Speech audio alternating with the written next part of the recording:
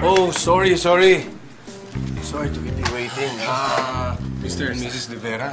Okay lang po yun, Doc. Have a seat. Anong concern natin?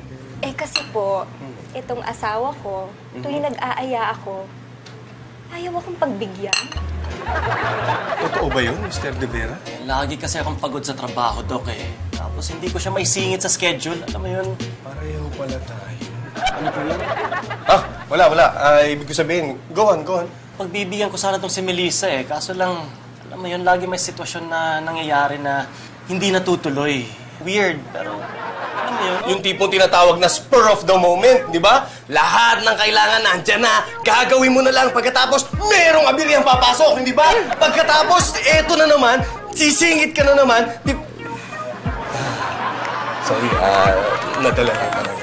Parang ganun nga. Tuloy nyo lang. Ano pa yung kasunod? Hindi naman ako nagre-reklamo dati, di ba?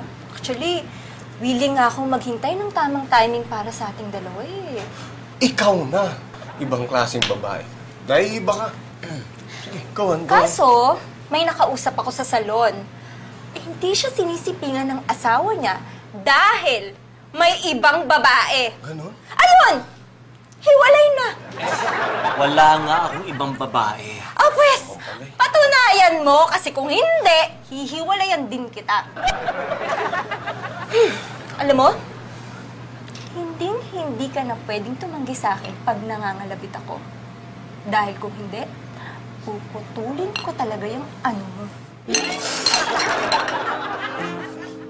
Tapang, kape. Teka lang, Dok. Okay lang kayo, Doc? May sakit ba kayo? Wala naman ako sakit. Nagkaroon ako ng stiff neck. Pero okay lang ako. Siya nga pala, asan si Melissa? Yun nga, Doc. Ayaw niyong sumama. Nag-away kami. Hindi ko na naman siya napagbigyan kagabi. Uminom kasi ako ng gamot para sa ubo. Tapos, ayan, bigla ako nakatulong. Doc, natatakot talaga ako. Baka iwanan na talaga ako ng asawa ko eh. Teka, ibig mo sabihin, kaya kanyang hiwalayan dahil sa ugali mong yan? Oo. Tulad nga ng sinasabi nila, kapag sobrang bait, grabe talaga magalit, di ba? Paano ko unahin ko siya? Ako na lang munang lalayo. Bakit mo naman naisip yan? Aminado naman ako na ako yung may problema eh. Baka panahon na para bigyan pa siya ng pagkakataon para mapag-isa. Para makapag-isip din ako kung anong problema ko, di ba? Magandang idea ba yun, Doc? Hindi magandang idea? Hindi, maganda. Agree ako dyan, agree. Masakit lang talaga itong stiff neck ko eh. Kasi parang umiiling kayo eh. Hindi.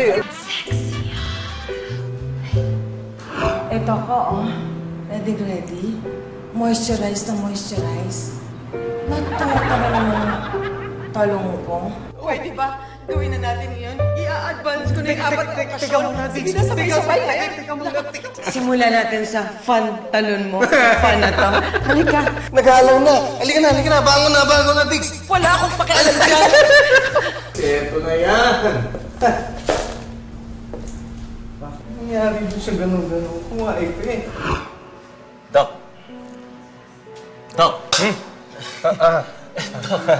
Hindi namin alam kung paano ka namin mapapasalamatan. Sobra. Wala yun. Ginagawa ko lang naman yung trabaho ko. Ako, Dok, ano po bang sinabi niyo dito sa asawa ko? Kasi Bakit? hot na hot siya sa akin kagabi. Talaga? Alam mo, wala yun. As in, ni-reverse psychology ako ni Doc. Nung sinabi ko sa kanya na paano kaya kung ako ang iiwan sa'yo, piruin mo, nag-agree siya. Tapos doon ko na-realize na baka kailangan ko pag-isipan yung problema ko. And then, mas lalo ko pa na-realize na lagi pala terms ko lang nasusunod. Kaya, mahal, sorry talaga na naging sobrang selfish ako sa'yo. Mahal, sorry din ha. Kasi napagdudahan ko yung loyalty mo. I love you. I love you too. Teka. Baka ako sa mauli yan. Basta, ang importante, iingatan nyo at aalagaan ng bawat isa, ha? Opo, Doc. Makakaasa ka, Dok. At i-refer kita sa mga kaibigan ko. Oo. Diba? Sabihin mo sa kanilang lahat na kahit anong problema sa pagsasama, kayang-kayang isolve ni Doc Rolly yan. Galing niyo, Doc. Salamat talaga, Doc. Thank you talaga, Dok.